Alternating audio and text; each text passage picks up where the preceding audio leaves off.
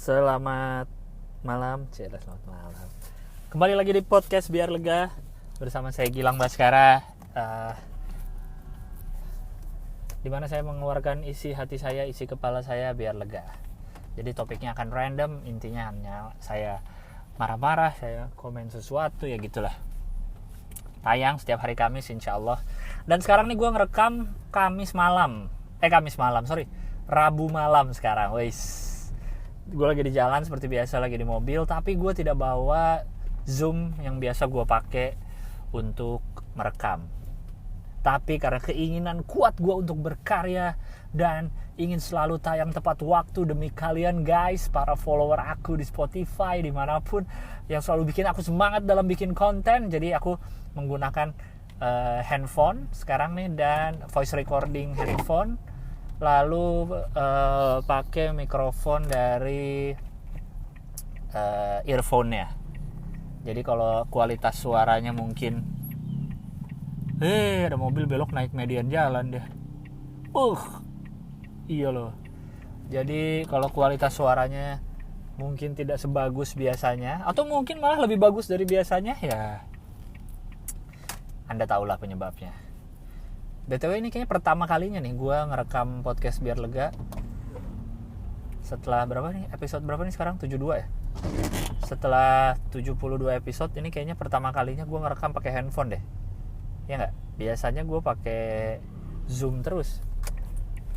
Ini pertama kalinya nih pakai handphone nih. Biasa gue pokoknya tidak mau, jangan sampai alat menjadi alasan lu untuk berhenti berkarya atau menunda berkarya.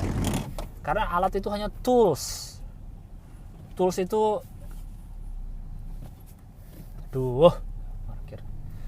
Tools itu bisa digantikan. Tools itu bukan yang utama, yang penting adalah diri lu guys. Ya gila, gue konten kreator banget ya sih. House life sudah, masih pandemi loh ini, gue ingetin aja ya. Lama-lama lu lupa kalau lagi pandemi, dan lu merasa masker adalah kayak handphone, dompet, jam tangan lah. Jangan sampai ketinggalan gitu. Handphone, dompet lah, jam tangan gak semua orang mungkin. Sekarang nih masker adalah kayak handphone, dompet, dimana lu harus pakai aja gitu, harus bawa, jangan sampai ketinggalan. Karena kalau dompet ketinggalan masih untung, masih bisa lah minjem temen duit apa. Tapi kalau masker ketinggalan, minjem siapa?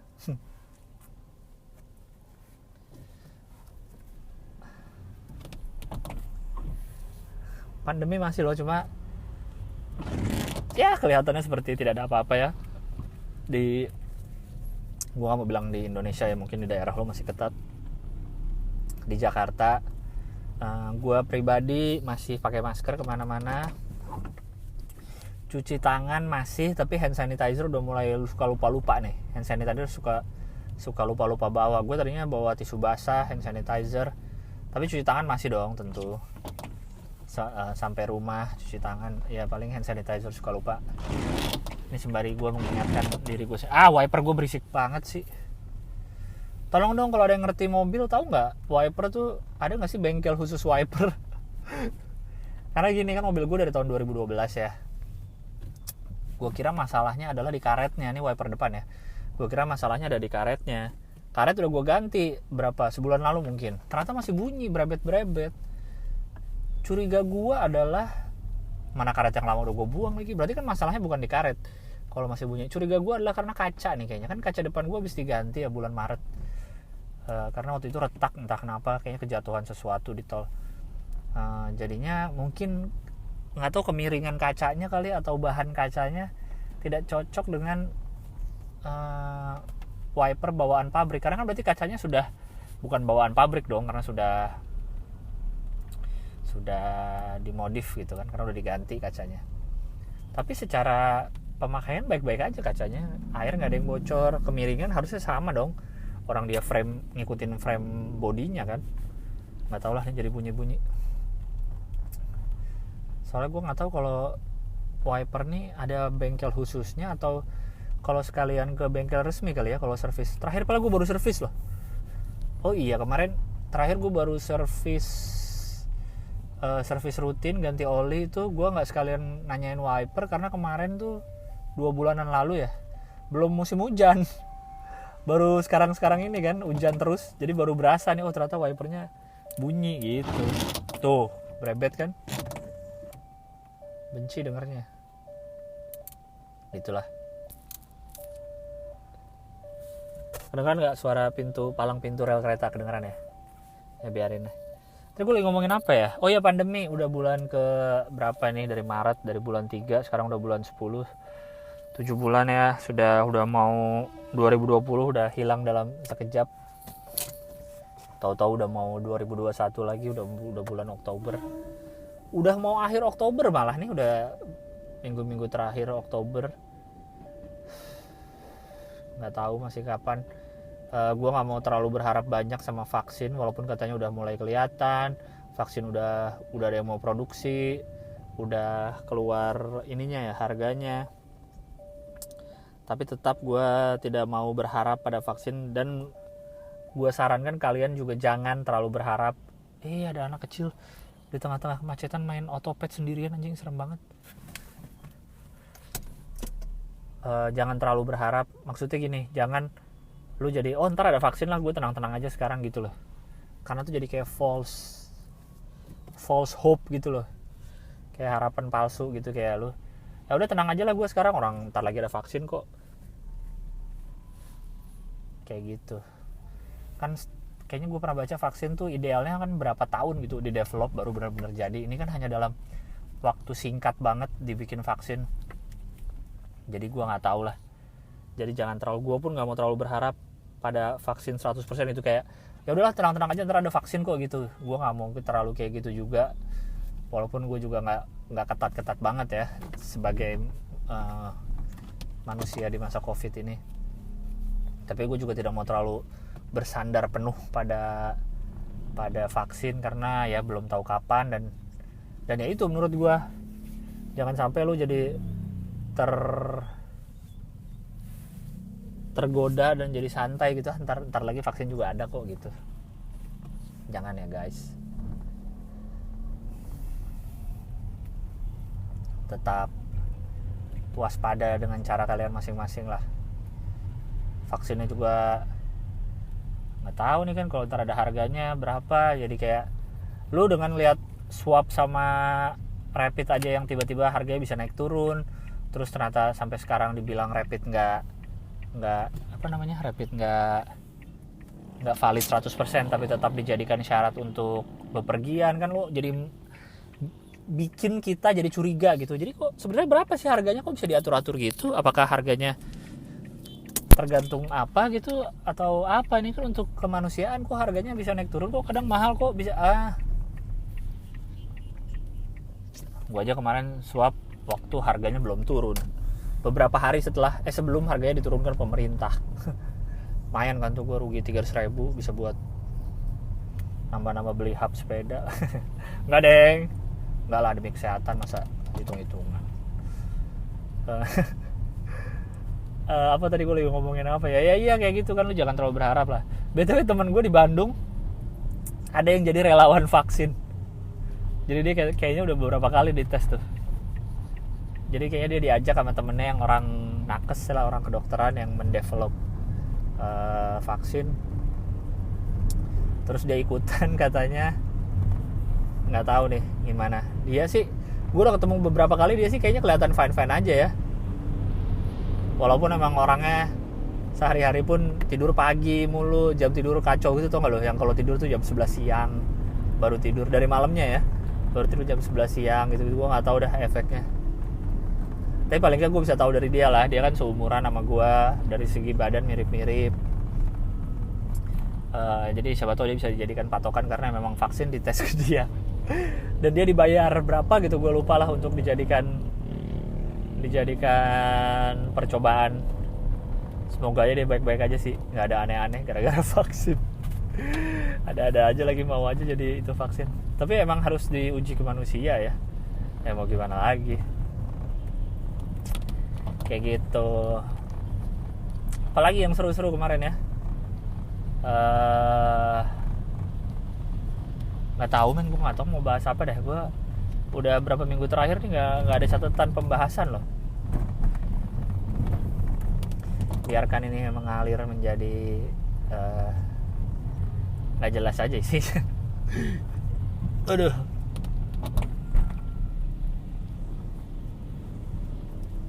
Karena emang pandemi ini kayak udah nggak ada sih, ya nggak? Setuju nggak lo? Yang orang Jakarta lah terutama lah. Gue tahu ada beberapa orang-orang yang gue kenal yang sama sekali belum keluar rumah sampai sekarang, masih benar-benar di rumah aja gitu.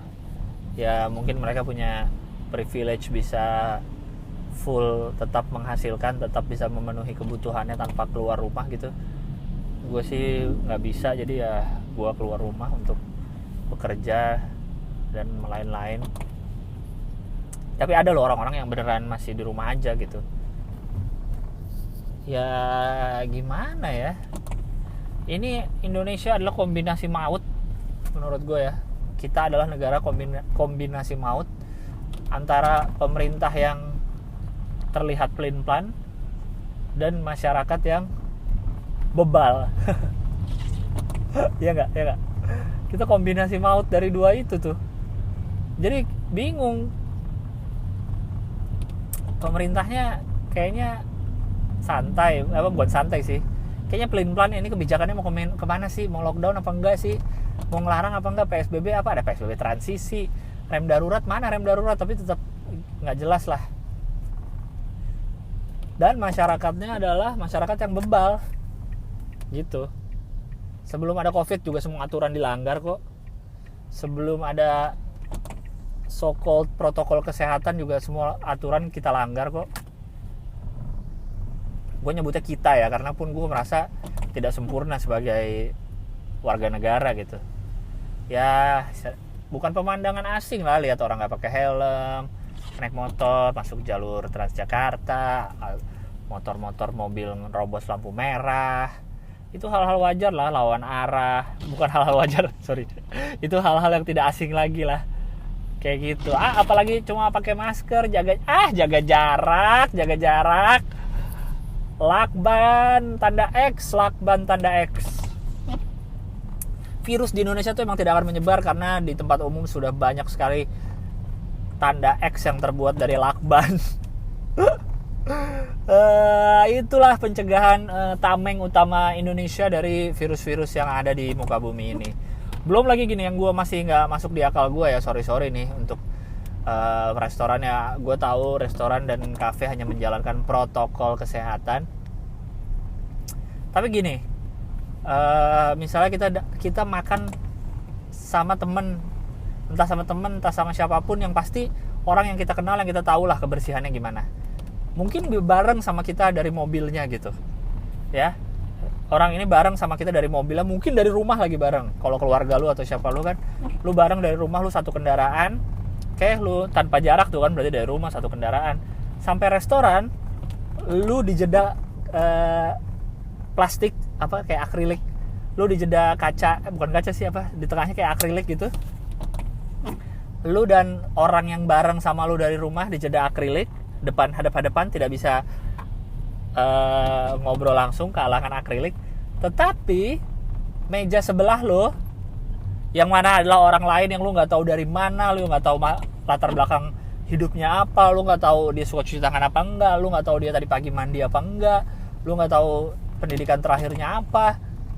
Dia duduk di sebelah kita, di meja sebelah kita, yang mejanya tentu tidak nempel, tapi tanpa ada sekat. Iya nggak? Gitu seringnya kan. Gue sama orang yang gue kenal, yang gue bareng dari rumah, ada sekatnya di depan, ada kacanya, ada akriliknya. Tapi orang di kanan kiri gue yang jaraknya mungkin hanya semeter kurang, tanpa sekat,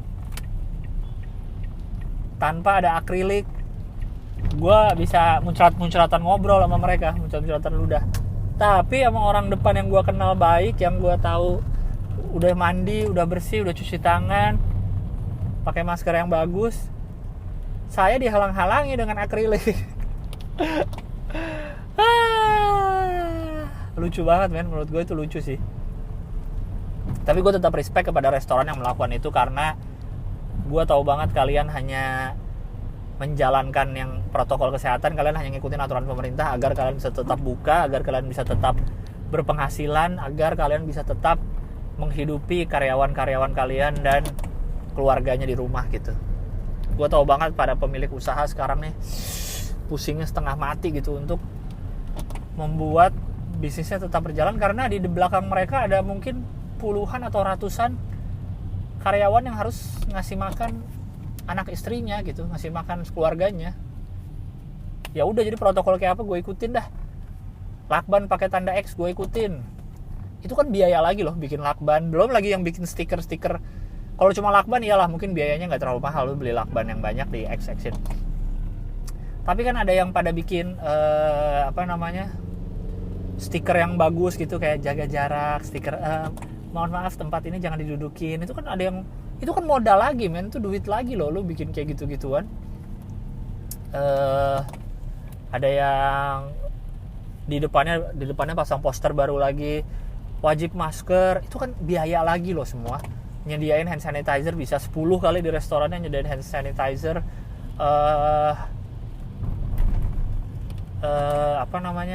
Poster, pokoknya pemberitahuan masker, protokol kesehatan segala macam, syarat-syarat itu biaya lagi.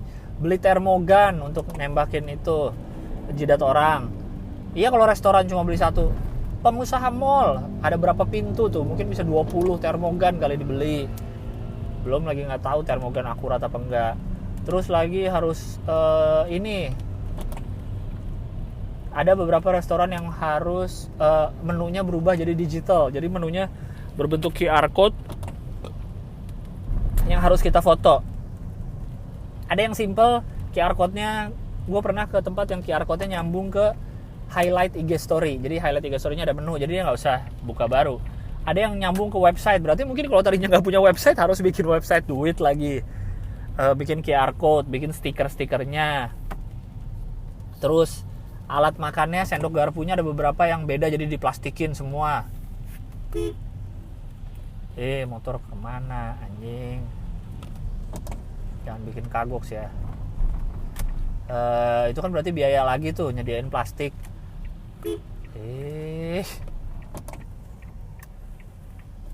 Di sendok alat makan di wrap plastik satu-satu, ada tuh yang kayak gitu, karena ya biar bersih lah. Gue pun percaya mereka pun nggak mau gitu ada yang kena sakit di restorannya kan, restorannya bisa ditutup, jadi pasti mereka ikutin protokol banget dan dibersihin benar-benar. Gue percaya benar-benar dibersihin, di disinfektan.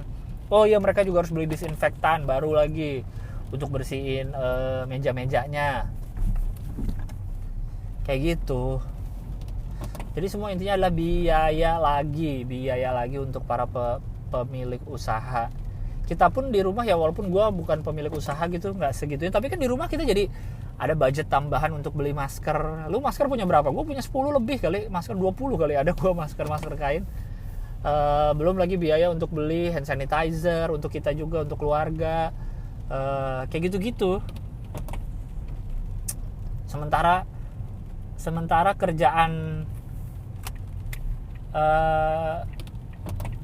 kerjaan banyak yang di stop, duit lagi susah, tapi biaya-biaya tambahan untuk perintilan protokol kesehatan ini ada gitu, nambah. Pusing gak lo? Pusing lah.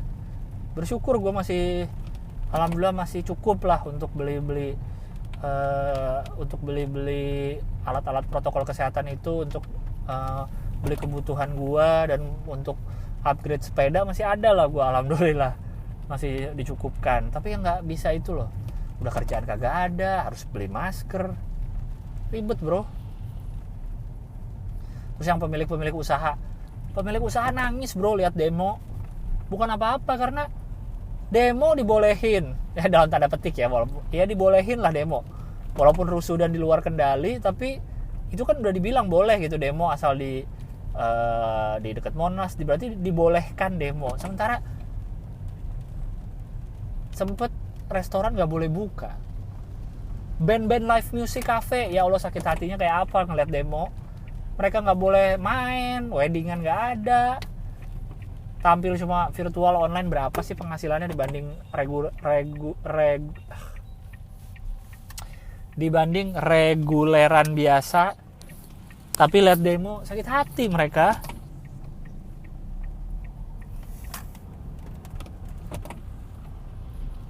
Kayak gitu. Ini sekali lagi, pemerintah pelin-pelan kolaborasi dengan rakyat yang bebal. Ini kolaborasi maut. Emang negara kita nih, bersyukur lo tinggal di sini.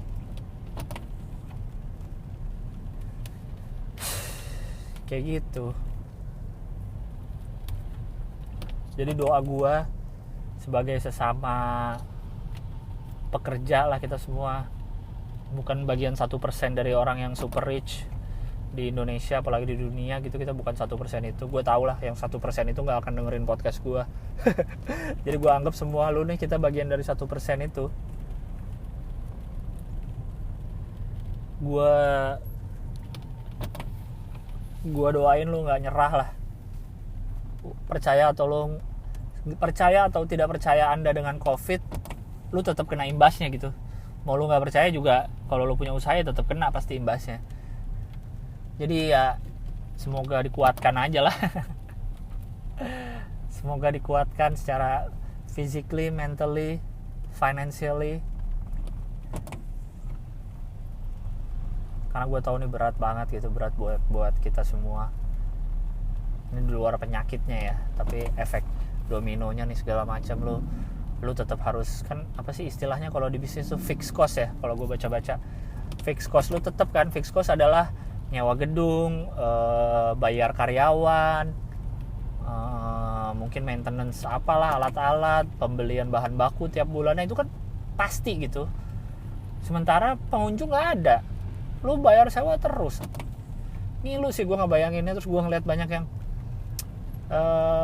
toko-toko yang apa tutup, apa pamit, apa ini tutup, toko kami di kota ini pamit, toko kami di kota ini tutup gitu. Lu mungkin ngeliatnya yang, ya dia kan brand besar, ya biarin aja lah tutup, paling juga masih banyak duitnya. Ya iya, tapi apakah Anda lupa kalau sebuah toko tutup berarti kan ada berapa karyawan yang harus kehilangan pekerjaannya gitu. Dan karyawan-karyawan ini kan bukan pemilik modal. Karyawan-karyawan ini kan bukan orang-orang yang kaya-kaya itu, bukan owner. Karena selalu yang kalau gue lihat ya, gue tidak mau, sekali lagi gue tidak mau menjudge karena gue bukan karyawan. Walaupun gue bukan karyawan, tentu gue tetap bekerja, dalam tanda petik bekerja untuk orang lah. Kalau gue tampil stand up atau ngelakuin apapun, ada yang bayar gue, berarti kan gue juga buruh juga hitungannya lah. Gue karyawan tidak berkantor lah, jadi sama aja kita sebenarnya. Cuma kebanyakan kan sisi pekerja ini nih, pihak-pihak pekerja ini seringnya seujon sama pemilik modal gitu. Nggak semua ya, gue jangan mentang-mentang lu nggak tahu perasaan buruh, lu nggak tahu perasaan malas gue orang yang udah playing victim gitu, udah mental blocking, udah langsung merasa dia yang paling susah hidupnya, udah malas gue. Karena yang gue lihat kebanyakan seujon kepada pengusaha, kepada owner, kepada pemilik modal gitu. Kayak, mah biarin aja, mereka kan duitnya banyak, emang ini kewajiban bla bla bla bla bla bla. Ya iya, tapi kalau owner lu nggak ada pemasukan, mereka bayar kalian pakai apa? Gue tahu banget banyak pemilik modal tuh, pemilik perusahaan, ownernya tuh mengutamakan bayar gaji karyawan. Kita juga, lu juga gitu yang diutamakan gitu. Makanya mereka mutar otak sampai 180 derajat kali untuk gimana bisnisnya tetap bergerak. Gue gak ngomongin yang 1% ya, 10 besar terkaya di Indonesia mah mungkin dia diem aja juga bisnisnya jalan terus. Itu yang bisnis naon kan, yang bisnis utama mungkin kelihatannya terdampak, tapi kan bisnis yang kita nggak tahu ya, nggak ada sih. Semua bisnis legal dan aman dari hal-hal terlarang negara ini. Ya kayak gitu. Ini kan bisnis owner yang punya restoran, punya kafe gitu kan, mungkin dia harus tanggung jawab ke investornya atau apa kan. Ngertiin lah gitu, lu sebagai karyawan kita nih sesama, kita belum wealthy gitu, kita masih kelas menengah gitu, belum masuk wealthy, belum masuk bagian yang bisa modalin orang gitu. Mungkin kita belum menjadi bagian yang itu. Jadi sama-sama cari duit semua juga kok. Nggak ada yang mau loh usahanya nggak laku gitu, nggak ada yang mau susah. Gue yakin banget banyak business owner yang benar-benar mikirin gimana biar karyawan gue tetap gajian gitu, gimana karyawan gue tetap dapat THR, gimana karyawan gue tetap dapat bonus akhir tahun.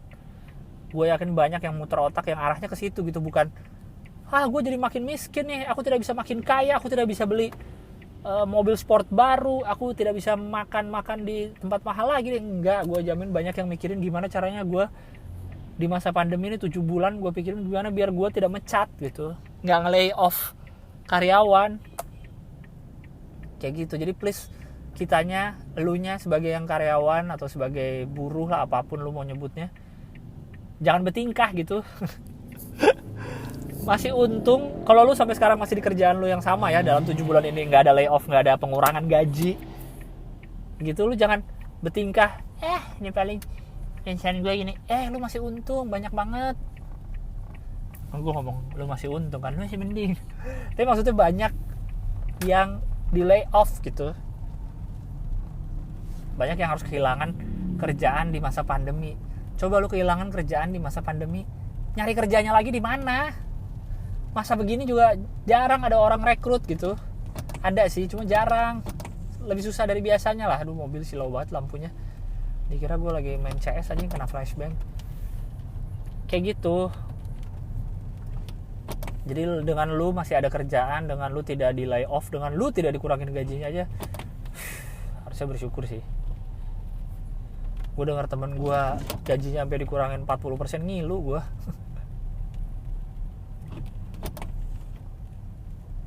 Tapi ya gimana lagi. Udah kali ya, nanti gue lanjut baca email dah.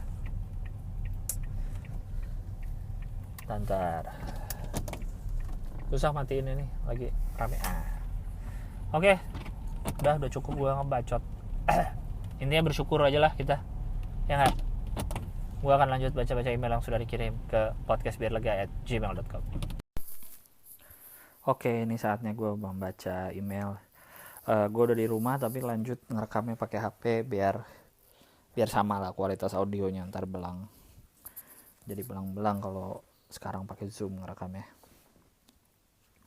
Oke, email bisa dikirim ke podcastbiarlega@gmail.com. Let's go.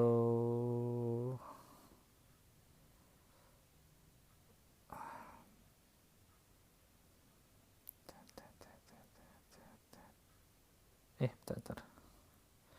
Mana sih buka email ini ya?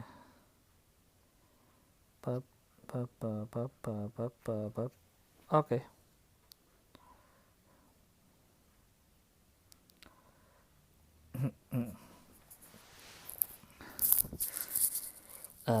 Mau curhat gue bang, jangan sebut nama ya.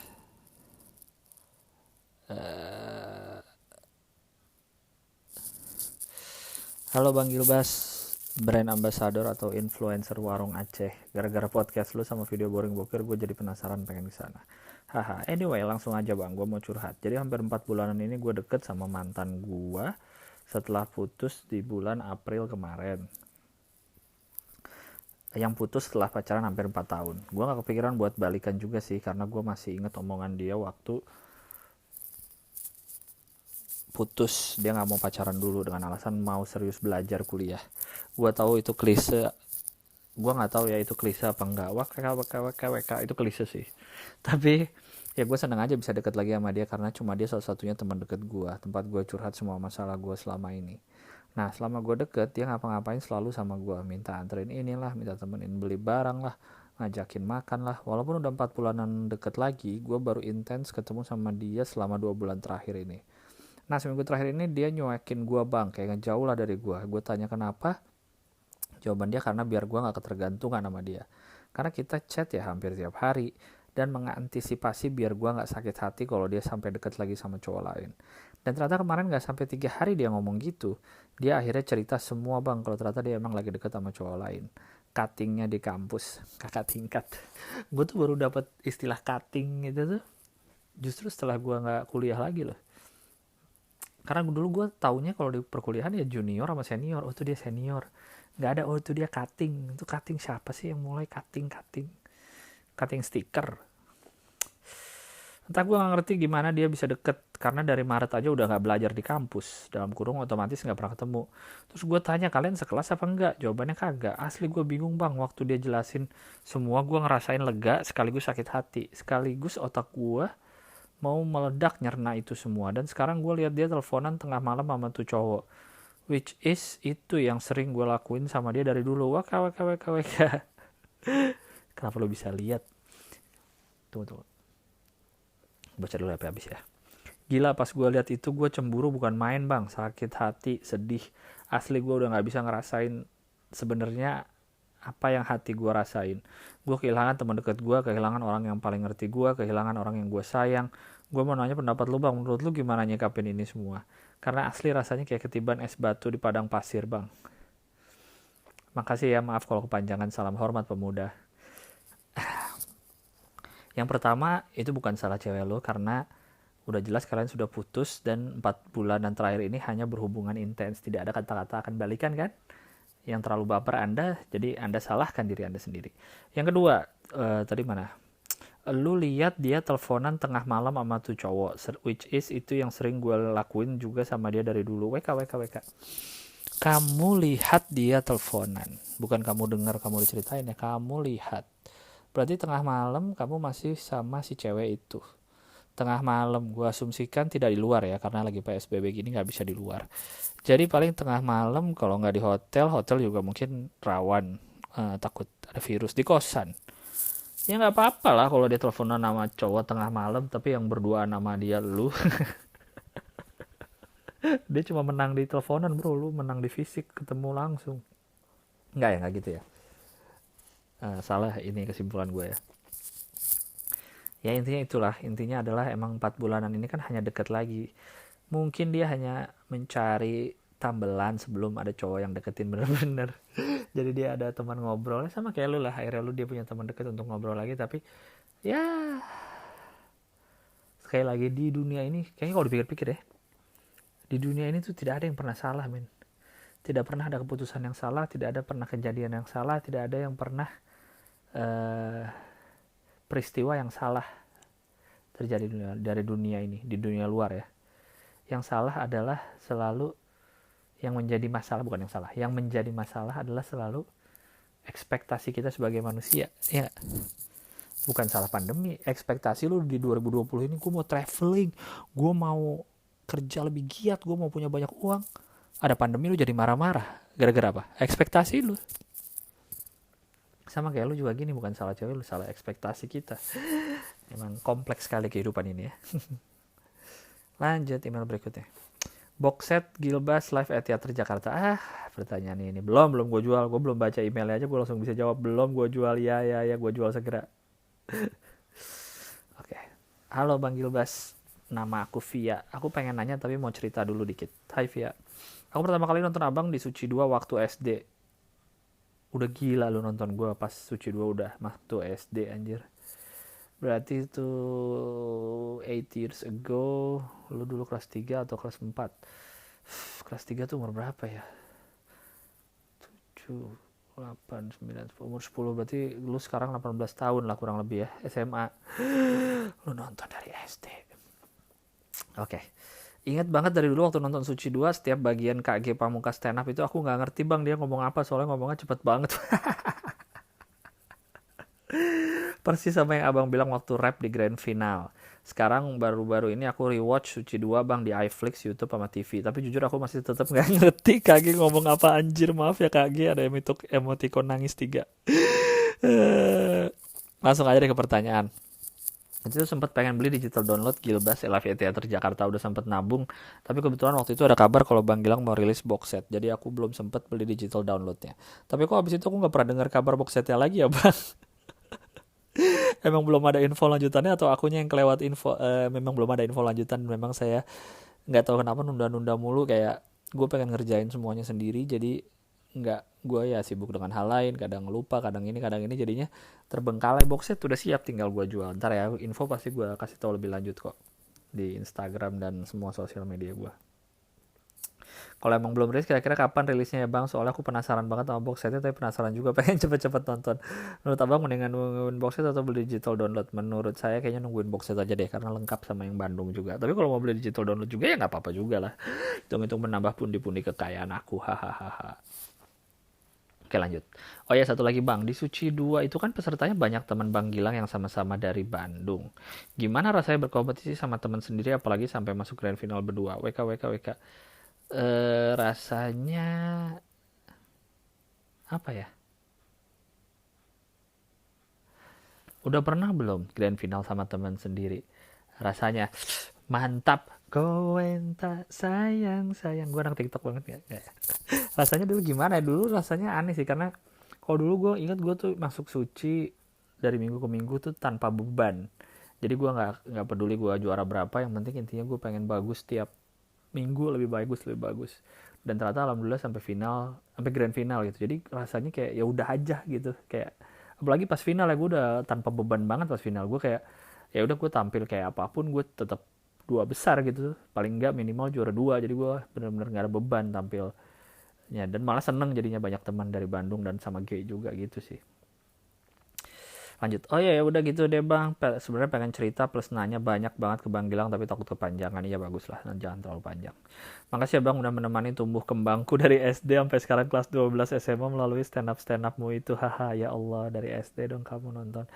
Kenapa kamu anak SD dibolehin nonton Suci sih? Itu kan hitungannya tontonan remaja.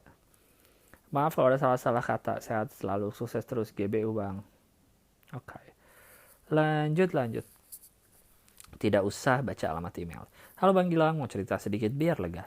Jadi aku udah sekitar 1 tahun DEFCAL, defisit kalori atau diet, oke. Aku udah berhasil turun 14 kg, sampai sekarang masih menjalani defisit kalori. Wow, udah 14 kg turun ya, gokil. 1 tahun ini aku DEFCAL, tapi makanan yang aku konsumsi ya masih amburadul, kadang boba, junk food, dan makanan enak lainnya. Nah, berapa bulan ini ayah aku mulai sering-seringnya keluar masuk rumah sakit. Seminggu bisa periksa 2 kali. Kadang juga dini hari aku dibangunin buat antar ke IGD karena tiba-tiba nyeri di dada. BTW ayah aku sakit jantung. Sedih sih, ternyata ayahku udah sepuh dan mulai sakit-sakitan. Aku mulai membayangkan apakah aku di masa depan akan seperti itu. Kalau kumpul keluarga gitu, entah kenapa yang dipamerin itu penyakitnya. Bunda kena diabetes, saudara-saudara kena liver, sepupu kena asam urat. Serem-serem banget ceritanya, padahal kata Aderai itu adalah penyakit tidak menular yang disebabkan ulah kita sendiri. Ya bener sih. Karena itu aku mulai menyadari pentingnya merawat organ dalam kita termasuk jantung. Jadi aku sekarang mulai rajin olahraga. Eh, Bang Gilang sendiri gimana perjalanan olahraganya? BTW Bang Gilang kalau dilihat dari luar pakai baju kayak kecil kurus gitu ya. Ternyata lumayan berotot kalau dibuka bajunya. Dalam kurung jangan salah paham. Kemarin abis lihat Boring Bokir season 2 episode 3. Episode 3 yang mana sih? Episode 3 kan yang di Bandung. Yang ini ya, yang Betap bukan episode 3 sih. Ntar ya gue cek ya. Gue gak hafal sendiri udah episode berapa. Oh iya, yang di Betap. Udah gitu aja, makasih udah bersedia baca ceritaku. Olahraga gue baru bener intens olahraga 2 tahun terakhir sih, mungkin belum nyampe 2 tahun. November ini 2 tahun, yaitu adalah nge-gym. Sebelumnya olahraga gue adalah bersepeda, terus sempet jarang banget berapa tahun gak bersepeda, cuma nggak ada olahraga, malah mungkin bisa dibilang ya, maksudnya yang olahraga rutin ya, nggak ada sama sekali. Bahkan barulah gue mulai nge-gym di akhir 2018 sampai sekarang alhamdulillah masih rutin lah. Justru kadang merasa aneh kalau nggak nge-gym gitu, bisa seminggu 3-4 kali. Itu yang sekarang jadi olahraga rutin. Alhamdulillah ada yang gerak badan rutin lah. Sama sekarang ya sepedaan lah, paling sepedaan digiatkan lagi. Kayak gitu sih olahraga saya. Tidak ada olahraga yang berkelompok kayak bola, yang permainan badminton sekali-kali lah. Suka sama temen-temen kayak gitu sih olahraga gue. ya emang kita harus banyak bergerak karena emang harusnya manusia tuh banyak gerak kan. Kalau dulu kan ya berkebun apa, cuman kita kan makin maju teknologi, makin maju peradaban, malah kita duduk doang diem kayak gitu sih. Kita harus ditakdirkan untuk bergerak ya, walaupun ujung-ujungnya semua akan mati ya. Cuma kan ya pengen enak badannya sampai tua gitu. Semoga kamu devkalnya, ini juga baru tahu ada si defisit kalori disingkat devkal.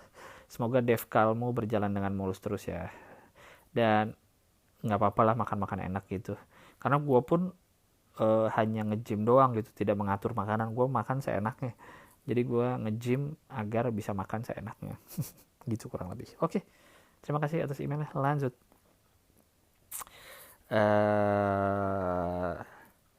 Ketawa. Oh ini via yang tadi itu tuh, yang tadi nanyain box set yang udah nonton gue dari SD itu, email lagi ternyata.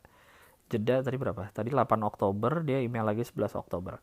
Ketawa ininya, subjeknya. Halo bang, maaf kirim email lagi padahal beberapa hari lalu baru kirim email. WK, cuma mau bilang, please abang sering-sering ketawa, soalnya enak banget dengerinnya. Ketawanya cuma, ini dia dalam tanda petik huruf H,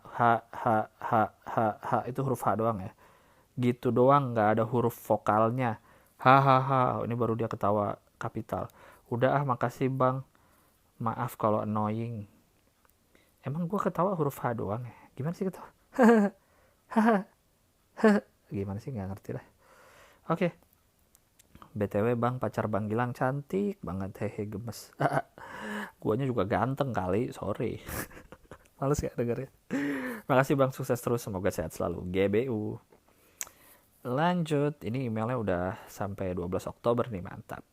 Jangan sebut username ya. Hai Kak Gilang, mau curhat biar lega. Beberapa bulan terakhir aku ngelakuin detox sosmed. Nggak main IG, Twitter, bahkan story WA temen aku mute semua. Emang ada ya orang yang lihat story WA? Hasilnya enak banget sih Kak. Dulu setiap saat selalu buka IG dan lihat story orang-orang yang isinya pamer semua. Sekarang lebih adem aja nggak ngeliat kesombongan orang lain. Tapi di satu sisi detox sosmed ini buat aku jauh sama teman-teman deket karena nggak tahu kabar mereka dan jarang ketemu karena pandemi, jadi lost contact gitu. Menurut Kak Gilang, aku lanjut detox sosmed atau stop?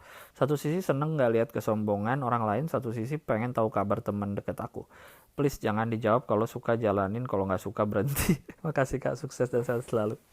BTW gue jadi inget, udah lama juga gue nggak nyebut kata-kata itu ya. Suka jalanin, nggak suka berhenti gitu. Jadi kamu mau mengingatkan lagi ya, aku akan omongan itu. Gue juga pun kadang ada kalanya kayak anjing capek banget nih lihat. Kalau gue bukan sosmed ya, kalau IG